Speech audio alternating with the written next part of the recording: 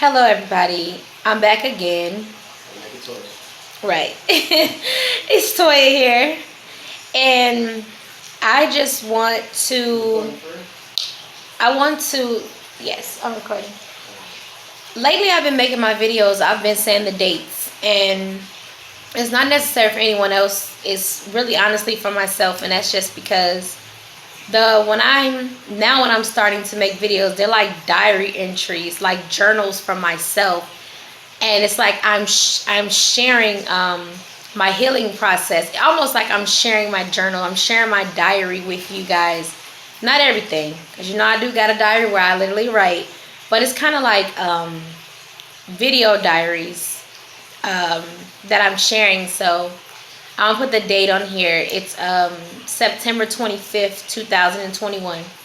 And another reason why I'm putting the date on these video diaries is because I want to look back through my healing and through my growth. Maybe a year from now, 2 years, or whenever I'm led back to these videos. Because a lot of times I make my journals and I don't look back at them for a really long time, or until I'm led to. And when I look back, I'm like, wow, that's what I was feeling at that time. And I'm able to kind of tap back into that. And I think that's a good thing, because I know a lot of times as we grow, especially in with the healing process, I've decided myself to agree to start my journey of healing with trauma. But there's things in the past that I had done as far as healing without knowing, like, accomplishments, things I've done. How people have a chance to do something, get revenge, do things like that. And I chose not to. Like, that was all a part of healing too. I just didn't know that. So looking back at those things, when I did look back, it's like, oh, wow, that was growth. Oh, that was done differently. So I just kind of want to keep that, those journals. And I encourage anyone else who's like healing or growing and moving in different directions, also to keep a journal. Whether you want to do a video journal, even if you just want to have it personally for yourself, that's great. Or you can write things down, so that when if you get discouraged, which will 9 out of 10 happen because of attacks, the enemy wanting you to stay down and not grow. So you could have done so much work in the last 2 years, 6 years, 6 months, 3 months. And then as you're going higher and elevating and becoming, more aware and growing more, then the enemy may tell you you haven't done enough, or you're not good enough, or you haven't come far enough, or you're still in that same situation, the same circumstances that you once were. But if you have your video diaries or your written diaries, or just anything, pictures, just anything that you can look back on and say, you're a liar, enemy, because I'm nowhere where I used to be. And when I say enemy, I'm not in any religion or anything. I know a lot of people call enemy different things. You guys, some people call it enemy. They see an enemy as, some people see enemy as darkness, enemy as devil, enemy as Satan, enemy. I say enemy, I see enemy as negativity. And what I mean by that is anything that's negative trying to hold you back. That's what I mean when I say enemy. So if you're hearing thoughts, you're worthless, you're a loser, to me, that's enemy. Because if it was ally, then any thoughts that I hear would be positive. You're beautiful, you're a good person, you're strong, you're intelligent, you're overcomer. So that's what I see as the light. Consider as light and consider as positivity. And I consider negativity or negative forces and bad as anything that's being said that makes you feel bad. So that's what I mean, just for any clarification. So if you're new to my page, you don't know this, but when I used to make videos, I only made videos when I'm led to. I'm not typically just jump on and just talk about anything. So a lot of videos on my page, they are about like my testimony. And in my testimony, it's shared mostly all just the traumas and things that I've been through. So now that I've shared those things, I think it's just a couple of more testimony videos that I'll be opening over time. And before I even started that journey of opening up my testimonies, when I first was told by Spirit to do my testimonies in 2018, I didn't receive the rest of the message until 2019 or 20 because I had closed the videos in 2018. It was like, I'm not doing this anymore. And I had to revisit it and come back and do it again in 2000 and, I think 19, 20. And at that time, I received another part of the message from, Spirit that, because I used to just feel like me doing these testimonies, I felt like it was torture because it's like, I'm reliving all the things that I've been through. It's horrible. It feels bad because I had been through so much. But when I got the next part of the message, it was that not only will I be sharing my testimony and how I've overcame, my testimony, but I also would be sharing how I overcame. So the series wasn't just to say like, just to share, all this pain happened to her, the end. Like, no. I was told that I would also be basically going on the journey of healing, and as I heal and as I grow, then I'll be able to share with others, and hopefully some of those things will be able to help them as well. And also, what I have continued to learn is that as I'm trying to heal, or at least accept, the things that has happened to me and understand that there was a purpose for all those things are unlocking within me. So I can't speak for everyone else because I now know, which I knew before getting wrapped into religion, that everyone's journey is personal. Everyone's path is personal. Everyone's decisions they're going to make is personal. Now, this video, I'm sure you've read the title by now, is, okay, I had the title, I'm sorry, I just went blank for a second, and it's probably because I'm trying to get it out, and anytime I got to talk about testimonial things, sometimes it's difficult. But this video is about why I became a homosexual. Okay, now it was easy for me to make back when I was in that lifestyle. It was easy for me just to say like, oh, I'm just this way, or I just been this way, just because, or this is just who I am. And how you hear people all the time try to say they're born this way. I've never said I was born that way or anything, but, just like, oh, that's just how I am, or, things like that. But one thing about healing, you unlock things. And now I understand, my downfalls before of when I tried to go through healing. And that's because I tried to do it all at once. I tried to rush through it. Because it's painful, I tried to just run through it, get it over with in like literally 1 or 2 days. So now, what my husband is teaching me is that you have to process trauma. And it's something because I don't care what anybody believes in, but I know for a fact, like I said, I believe in that there is a creator. I believe in that there is a spiritual light and spiritual darkness. And as far as the spiritual light in my husband and I's life, I know 1,000% for it to be true through my own confirmation. And babe, listen to this. I didn't even tell you this yesterday, okay? You ready? All yesterday. Secrets? All yesterday, when my old traumas was trying to come up, I kept hearing process and release, process and release, process and release. And I'm just like, okay, so I'm being told to process and release. But I was so in like a bad way of reliving what I had went through that I was just like ignoring it. Then it's like my husband and I started texting. Mind you, I don't have any friends. I don't have any family outside of my household that I talk to besides my grandma. But when I'm in when I'm like that, I just shut down, don't talk to anybody, anything, nothing. So the fact that I'm getting download all day, process and release, process and release, process and release. Just all day. And I'm getting the negative thoughts too, like this happened to you, that happened to you, just beating me down. And I keep hearing process release. So I texted my husband, and my husband's like, look, you need to process and release. It's like he literally said process and heal, process and release. And I didn't tell him because like I said, at that time, I was just going through so much.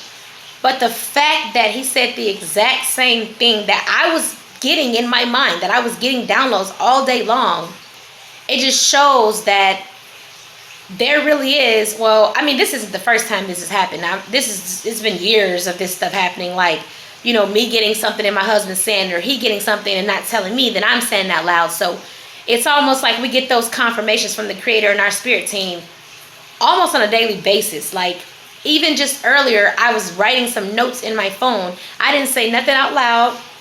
I was preparing something, and my daughter sat there and said out loud exactly what I was doing.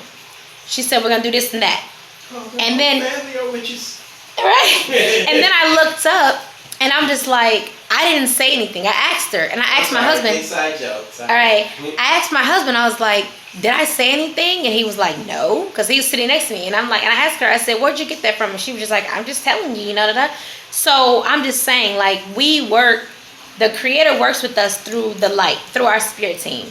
So I was saying that to say, I knew that it was time for me to start that journey. You know, that's more of my, you know, confirmation in that area. So when that got unlocked for me, trauma that got unlocked for me was about when I was between the ages of 6 and 7, or sometimes I say 7 and 8, because when my parents gave me the year that my dad gave me the year that we lived in that place where I was repeatedly raped by a family member, I got the years. So that's why I believe it was 6 and 7, but I can run it from 6 to 8 because it went on for years. But when I got that, you know, coming to me, for me to start working back into that and healing and stuff like that, more things start unlocking within me. And they had already been unlocking within me before, of reasons of why I got into homosexuality and later got into become a lesbian. Now, what I want to share is, for anybody who is in the homosexual lifestyle, gay, lesbian, I don't know all the terms nowadays, bisexual, but I will say is, everybody, I'm not going to say everybody has trauma, okay? Well, I believe that everyone has experienced a form of trauma, potentially, even if it was like, if someone seen it as, you know, not the same as you, it still could have been trauma. I don't believe everyone has sexual trauma, though. No, I do not. But what I will say is, if you are a homosexual, I would say to actually dig deep and really try to see why you're that way. And I can't talk for anyone else, but I do know from my spirit team, what I've been told is homosexuality is unnatural, and it's not the way that the Creator created things and want things to go. Okay?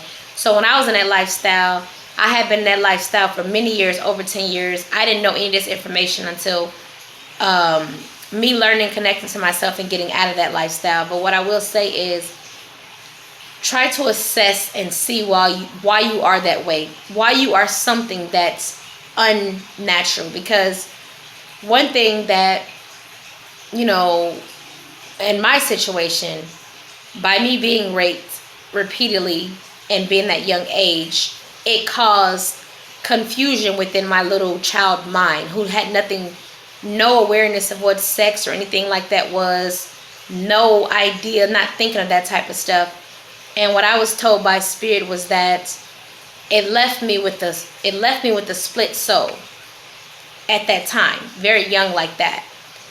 So for anyone who is homosexual that may have, you know, been raped or molested or touched or even coerced or shown pornography or different things like that when they were a child, that could be a possibility, like letting that door of darkness open up. That could be a possibility of why you went down the wrong path. But as far as my situation, I know that me being raped and things like that for years, it's like, in a sense, I lost the little identity that I had. And I say little because I was so young already. It caused confusion in me. Now I know now, confusion, depression, fear, anxiety, low self-esteem, very self-conscious. I think too that could have been where my perfectionism had been birthed. because I've learned and studied that perfectionism is a form of control, and children that are trauma survivors, or at the time we could say trauma victims, a lot of them become controlling because they want to be able to control their atmosphere, because when things bad keep happening to them, it's just like you feel like you have no control. You have control over nothing, not even yourself, not even your own body. So at that time, I learned that I didn't even have control of my own body. I said no, or, I don't want to do this, or try to change the subject, and I was still forced to do these things. So I learned from an early age, you don't have control. Your body is not your own. That's what I learned. Now I'm able to express what I learned. And that's why I like the video diaries, because last night when talking to my husband, we've talked about this for years, I couldn't even express what I felt. And that's what I felt. I'm expressing it now. I felt like I didn't have control over my body. I felt like my thoughts of my body didn't matter. I felt like I had no decision or no say-so of my body, which all this stuff connects. Because if you look at my testimony, this is why this connect to when later on in life, when I became a prostitute. It all makes sense now, because if I already had the thoughts in my mind that my body didn't matter, I didn't matter, my feelings didn't matter, what I wanted didn't matter, when I got into that traumatic fight or flight stage, run, something is going on bad, I automatically connected it to, I don't matter, my body doesn't matter, nothing about me doesn't matter, I'm not important, which is why I was mentally even able to withstand to do that lifestyle for that period of time, because I checked out. After my brother getting murdered, and the circumstances that I was in, and in person, people just taking from me, and in a sense, like, you owe me, or you do this, or I say that, I automatically slip back into that trauma of fight or flight and survival mode. How can I survive? Oh, okay, I know how I can survive, because this makes people happy. Intercourse. I don't know if you can say the other word. This is what makes people happy. So if I just do that, if I just give them what they want, then, I can get away to survive. It's still all connected to survival mode. And that's why I tell people, when they do things, instead of judging them, if you don't know that person's entire story, you would never know what led them to do what they are doing. I would have never made that connection before. A lot of times I sit around and I feel guilty. Like, why did you do this? How did your mind even do this? Because I dissociate. That's why. When I was at that young age, I learned how to dissociate, which, if people don't know what that is, look it up. You can leave your body. You can take yourself out of your body. I'm talking about spiritually. You can check out. Like, you can literally leave. Like, you're not there. You're in another reality. Like, trauma, people learn to do that in trauma, and especially when you're that young. I had been doing that for years, and when I was in the life of prostitution, I did the same thing. Checked out. I wasn't there. Literally checked out. So one thing I can say, even with that little piece of healing, opening the door to begin to heal, it unlocks things. It connects things, even for me to be able to understand. Because I asked myself for so long, why did I feel like my body wasn't my own? Why did I walk through this world feeling like this was not even my body? That this body didn't even matter to me? Because after those things happened to me at a young age, then I continued to experience sexual traumas throughout my life. Rapes and things like that. And that is what connected that. So that's why it's important sometimes to go back to the root of things, because it unlocks other things. So as far as me becoming a homosexual, I wasn't a homosexual. I'm not a homosexual, okay? Trauma. Me being raped that young by this male, I never felt safe with males. I never respected males. I always seen males as weak and tools. And then it didn't help it, because it's not a bad thing, but I come from a line and a family of really strong women. That's just how I raised. So it didn't help that I came from strong women, and then this happened to me. I see men as weak, because to me, I feel like as I got older, if you gotta do this to a little ass girl, you're weak. That's just what it is. You're weak. If you can't go out there and find a woman your age or be a normal person, you're weak. And then I seen all guys as tools, because it's just like sex. sex. That's all motivates you. That's all moves you, is that. And I feel like that's weak. A woman can get anything from a man doing that. That's what I observed as I become older. That's all it took. Weak. That's weak to me. But me, you couldn't win anything with me like that. That never me like that either. That never moved me ever. So when I started coming into my identity, even young, 11, 12, 13, I related more with women because it was like, okay, don't trust men, don't like men, see men as weak. And even then, I still dated men and stuff because I know that it was the normal and natural thing to do. That, I grew up in a household with a mother and a father. I understood that. I always heard people talk about gay people. I understood that. But mine was more of a survival and a defense mechanism, because it's like I associated. I was able to be closer with women. And then let me rephrase that. Not friendships. It's like only a handful of women that want to be around me as far as being my friend. Because it was always problems and jealousy and things like that. But by me having that stuff happen, I already was a strong woman. I've always been tough. I was considered as a tomboy. Like, I kind of dressed in the middle, So it was like, I started thinking like, well, I'm tough like this. I dress like this. I don't like the stuff the other girls like, I'm not into like, really girly stuff and the things they like to do. And I don't like to shop. And I can wear colorful things, bright colors sometimes, but it's not my thing. I like wearing darker colors. I like wearing sweatpants, I don't like wearing tight pants. I don't like wearing heels, I don't like none of that stuff. So to me, I thought, okay, well, maybe I am like this. And then now knowing what I know, I've always wanted to protect women. And now looking back, that could have came from what happened to me when I was young. I always stood up for them. Like, I can remember even being in preschool before this happened, taking up for a little girl who was getting picked on. So I pretty much assumed or took on that okay, I like to look out for girls, I like to protect girls, me being tough, me always having the dominance about me not liking the things girls like. And I thought, okay, well, I guess maybe I am that way, And then also I felt like girls were more emotional, and as I grew and learned, men and women are not supposed to be alike. Not 100%, because that's the balance. So naturally I cling to girls because it's like, oh, they're super emotional, this and that. But you need that balance. That's what the woman and the man is for, like in the household with the children, the mom being the nurturer and, bouncing that energy back off each other. I didn't understand that back then. And another thing I unlocked in the trauma was that my mother wasn't, she wasn't there for me. It was kind of just like, figure it out yourself after my parents divorced. So I was probably looking for a mother, and all those women, the ones, the ones that I actually was dating. That's something I unlocked, I want to say last year or something like that. I was basically looking for a mother in them.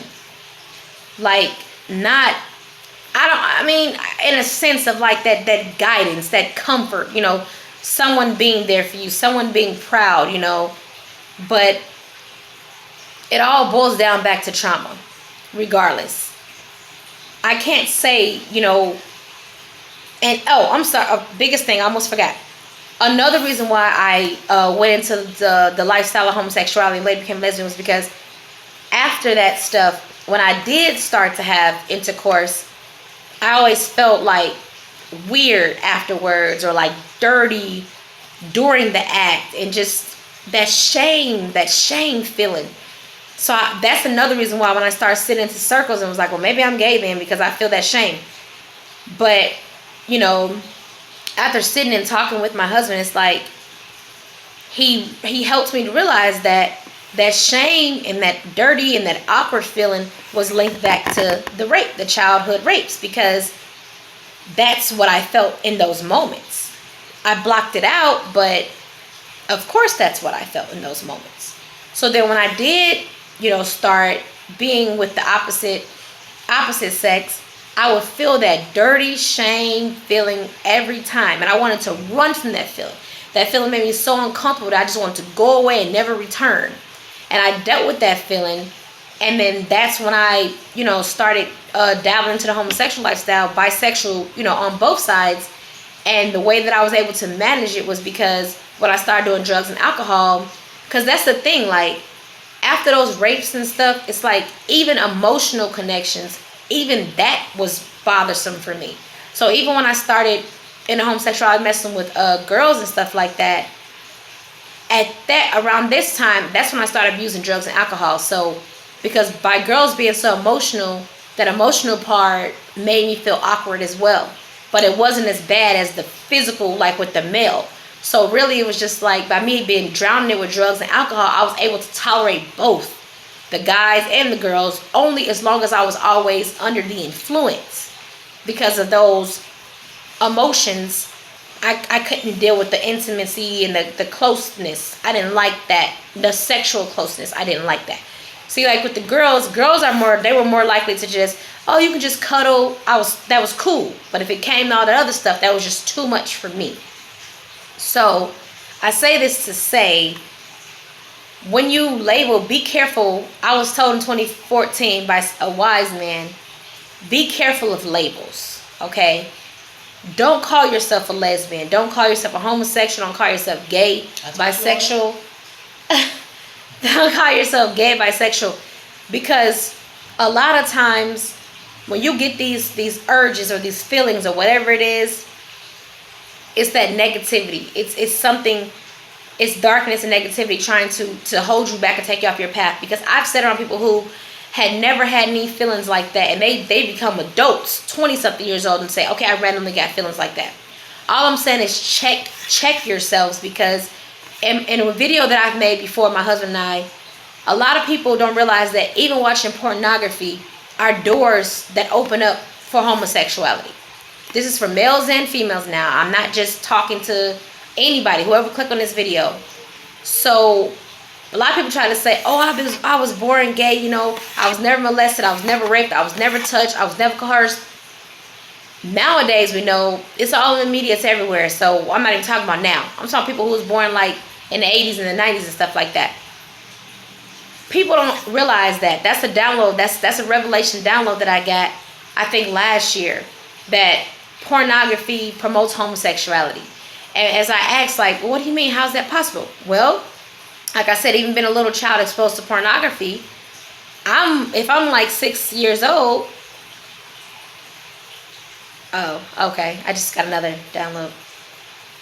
If I'm like 6 years old and I'm sitting in front of a television pornography, I don't know, what I'm looking at. But I do know, even as an adult in pornography, you got a naked man on there and a naked woman. And that's what I tried to say in one video. Guys cannot say they don't see that naked man too. Because if you seeing that naked woman in the way, I don't know what they do now in pornography, because I don't watch pornography. But back in the days, like I was just talking about 90s, early 2000s, things like that, them cameras used to be zoomed all the way up in the pornography things. And I know nowadays y'all got these HD TVs, see-through TVs, whatever the heck y'all got. The camera, it may seem like they sitting in your house on your sofa. I don't know. Because like I said, I don't do that. I don't watch that stuff. But what I'm saying is, as a male, they can't say that when they zoom that camera that they don't see that thing. You know what I'm saying? And as a woman, y'all can't say that y'all don't see that woman's body that they zooming the camera in.